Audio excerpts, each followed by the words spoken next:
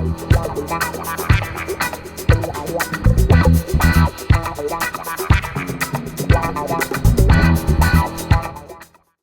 pessoal, professor Wilson de volta. Agora vamos falar de notações léxicas.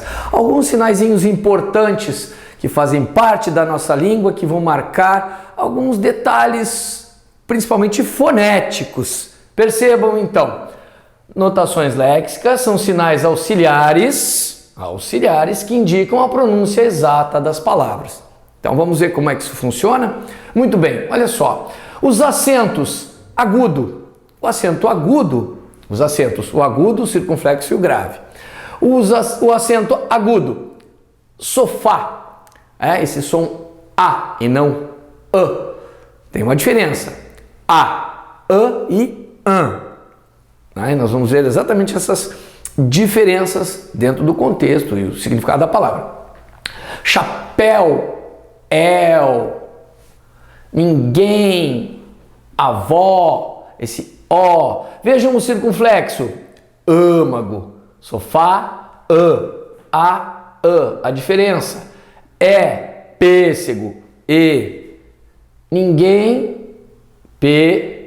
Diferença. E avó, camelô. E essa diferença vai ser marcada pelo sinal agudo, aberto, circunflexo, fechado. Tá? Agora só observem um detalhe. Estes acentos, obviamente, vão aparecer de acordo com a regra de acentuação. Não é simplesmente, vou acentuar porque eu tenho que marcar que o som é aberto ou fechado. Então, tomem cuidado com isso, certinho? Muito bem, queridos. Um detalhe importante ainda aqui, tá? Que é o seguinte. Vejam que a gente está falando que indicam a pronúncia, né? Tá aqui, ó, exata, tá? Mas, por exemplo, vejam aqui.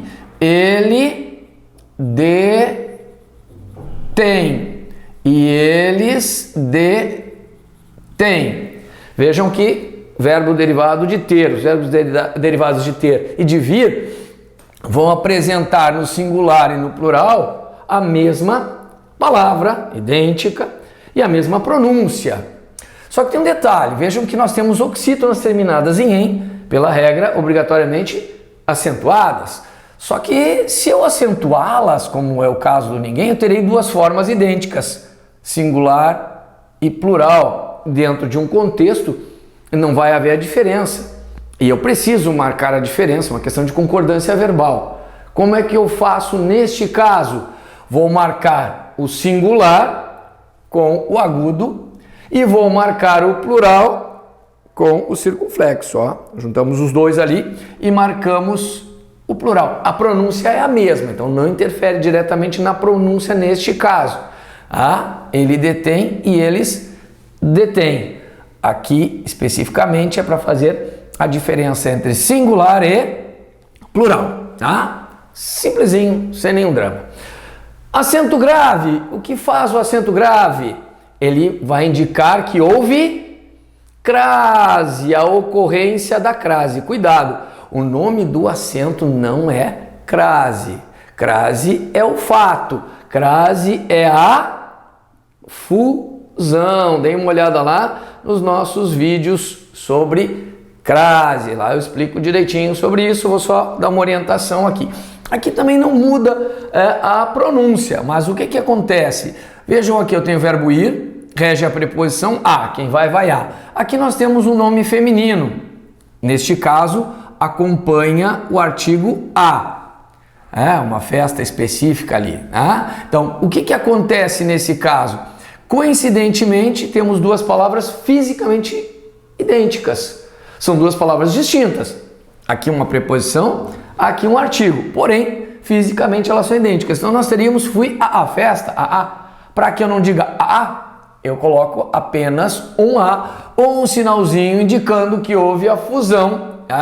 Vai interferir na pronúncia? Quando eu digo com o sem, eu vou dizer a igual.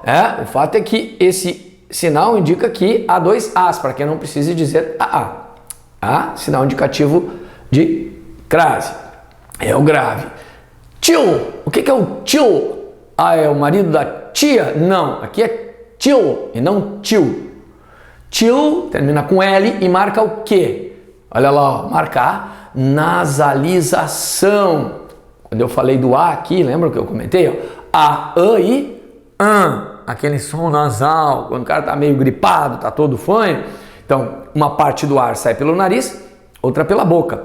Então, este A é exatamente o caso em que eu tenho uma nasalização. Vai ser A, Roma. Se eu tirar esse carinha daqui, eu passo a ter o quê? Roma. Ah, Roma, cidade de Roma. Não, mas não é Roma, é Romã. Ah, um detalhe. A tonicidade está no A. Certinho? Romã. Agora, vejam aqui. Órfã e órfão. Eu tenho órfã. Órfão. Marca o ditongo nasal aqui. Marca a nasalização. Só que, diferentemente da palavra romã, a tonicidade não está aqui, não é orfã nem orfão, é órfão. É o O, aqui o O é tônico. É no O que eu tenho a tonicidade, eu tenho a marca dessa tonicidade por meio do acento. Por quê? Porque é uma regra que determina. As paroxítonas terminadas em A e ão acentuam. Certo? A tonicidade está aqui. Ah, mas então essa palavra tem 2 acentos? Não. Ela tem um acento e um sinal que indica a nasalização. Essa é a diferença. Tá? Então tomem cuidado. Não importa então se ela é tônica ou não. O fato é que eu vou marcar a nasalização. E se houver acentuação, vai haver acentuação normalmente em outra vogal. Tá? E põe, pode ser no O também. Então pode ser no A, esse A, ou aqui no O. Muito bom. Depois, queridos, olha lá. A palavra caçar. Cedilha marcando o S. Essa é a função do cedilha. Marcar S, quando o C faz S e não C.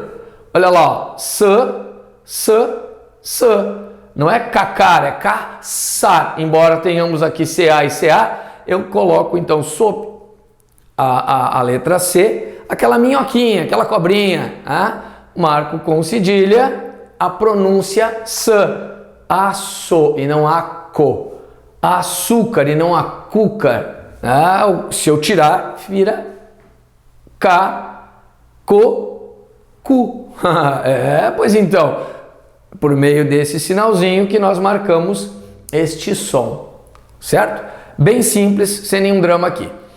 Trema, depois da reforma ortográfica, as nossas palavras perderam esse sinalzinho, que marcava pronúncia, por exemplo, aguei, pronúncia do U, quando eu tinha esse conjunto GUE, GUI, QE, QI, e o U era pronunciado, se marcava por meio do trema a pronúncia. Hoje não se usa mais, exceto em palavras estrangeiras. São palavras que é um nome e o que derivar dele, se a palavra já tem, eu não vou tirar, faz parte do nome, não tem a ver com a língua portuguesa. Então vamos lá, milleriano vai continuar, tudo que derivar dali vai continuar com a mesma grafia. Fora isso, as palavras aqui nossas não mais são marcadas por esse sinalzinho.